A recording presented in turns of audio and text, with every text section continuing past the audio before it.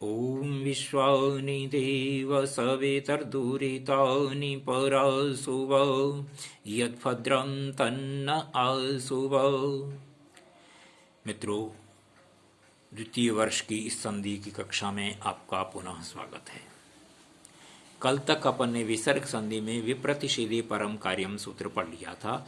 आज हम सब मिलकर के पढ़ रहे हैं आगे वाले दो सूत्र और इसके साथ ही विसर्ग संधि समाप्त होगी। पहला सूत्र है एतत् तदो श्लोको कोर्णय समासे हली।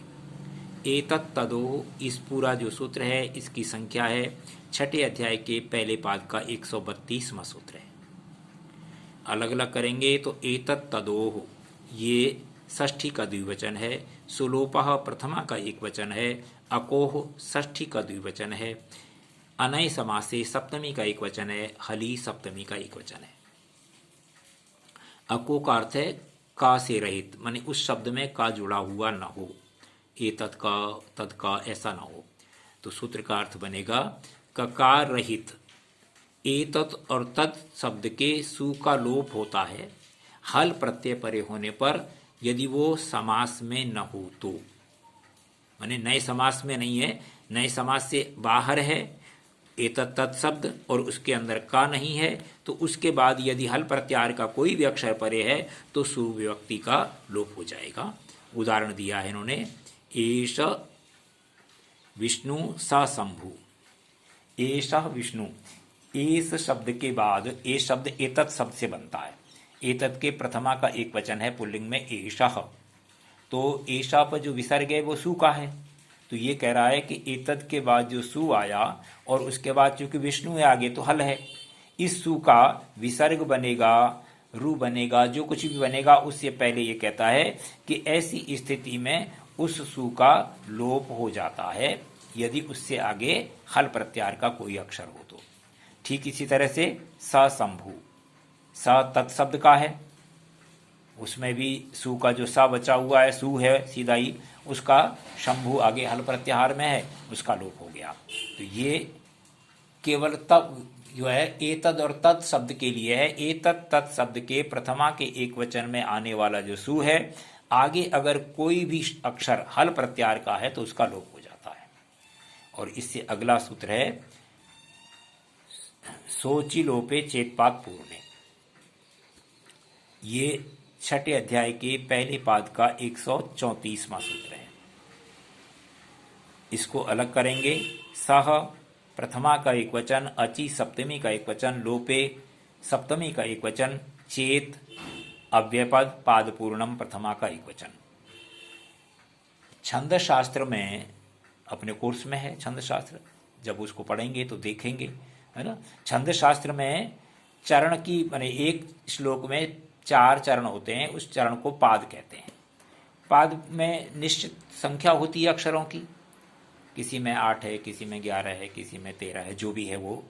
तो ये कहता है कि यदि उस सा का लोप होने पर पाद की पूर्ति होती हो तो लोप हो जाए।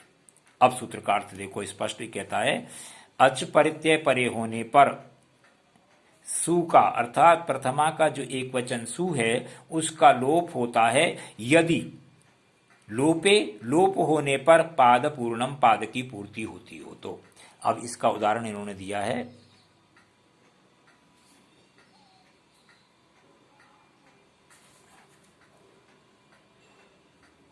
सईस दासरथी रामः स प्लस एष। सा के बाद जो विसर्ग आएगा सह प्लस ऐसा, ऐसा बनेगा ये। तो सा के बाद एष में ए है, ए इसका मतलब स्वर है। सा और ए तद का बना हुआ सा और उसके बाद सूर का जो है सा, इन दोनों स्थितियों में देख करके आगे एस का अच है। अगर ये विसर्ग बना रहे तो मात्राओं की गिनती देखेंगे तो ये अनुष्टुप छंद का है। अनुष्टुप छंद में 8 अक्षर होने चाहिए और इस समय पर 8 अक्षर अपन को दिख रहे हैं।